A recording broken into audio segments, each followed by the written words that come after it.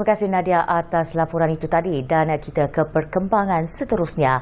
Sebelum ini mengambil upah bekerja sebagai pemotong rumput, namun kerana usianya yang sudah mencecah 66 tahun, permintaan untuk khidmatnya semakin kurang dan akhirnya Suar Kabit membuat keputusan untuk mengundurkan diri.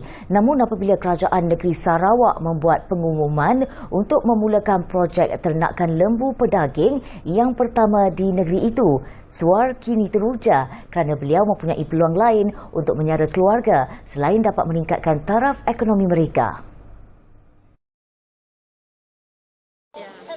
Saya tiada takut sebab benda ini bukannya rugi untuk saya, membuat saya untung saja. Itu saya pikir pikiran saya. Yang takut itu mungkin orang itu tidak paham projek yang kerajaan beri kepada rakyat. Itu saya mungkin yang takut. Bagi saya tidak takut. Saya tahu ini projek memang very good punya lah. Memang bagus punya.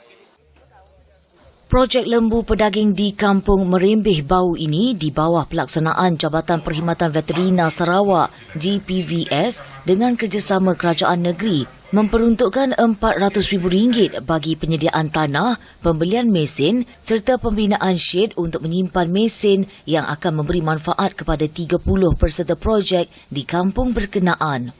JPVS sebelum ini mengadakan kursus kepada semua peserta agar mereka memahami dengan lebih mendalam berkenaan pelaksanaan dan pengurusan projek agar ia berjalan dengan lancar dan berjaya.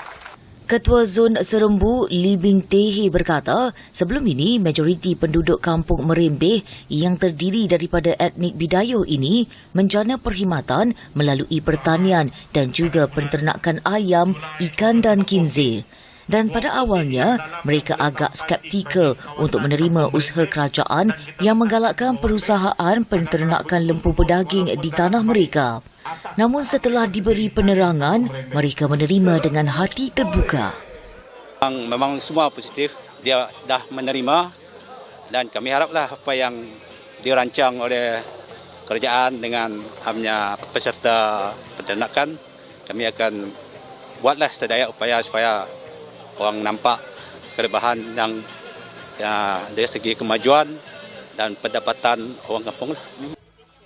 Projek ini dimulakan dengan peserta terlibat menyediakan tanah mereka bagi tapak penanaman rumput napier dan kandang lembu dan setelah rumput tersebut sesuai dan tersedia untuk dijadikan makanan lembu, kerajaan negeri akan membekalkan 150 ekor bakal lembu dengan 120 ekor dibekalkan secara pawah iaitu pinjaman melalui program pawah lembu, manakala baki 30 ekor secara geran melalui program geran bakal ternakan.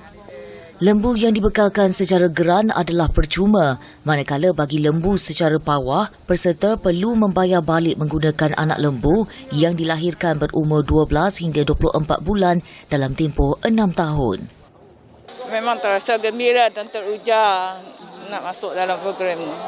Kena menyara keluarga lah. Sebab saya ibu tunggal.